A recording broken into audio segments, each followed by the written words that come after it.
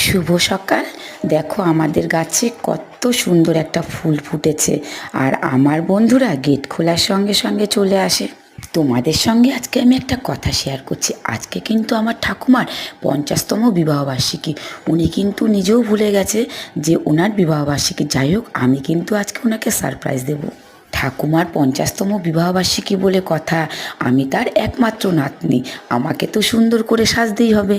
প্রথমে একটু আমি তোমাদের দেখিয়ে দিচ্ছি। প্রথমে কিন্তু আমি এখানে ক্লিনজার দিয়ে ভালো করে আমার মুখটা পরিষ্কার করে নিলাম, তারপরে টোনার অ্যাপ্লাই করলাম, তারপরে কিন্তু আমি ময়েশ্চারাইজার আর একটু ফাউন্ডেশন ব্যবহার করছি।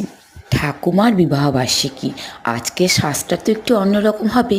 আমি এখানে পরেছি লাল শাড়ি, শাড়িটা কিন্তু একটু অন্যভাবেই পরেছি, আর পরেছি লাল টকটকে সিঁদুরের টিপ। আচ্ছা, তোমরা কি কেউ ঠাকুমার বিবাহবার্ষিকীতে এরমভাবে সেজেছো? আমাকে একটু কমেন্ট করে জানিও। Love you all.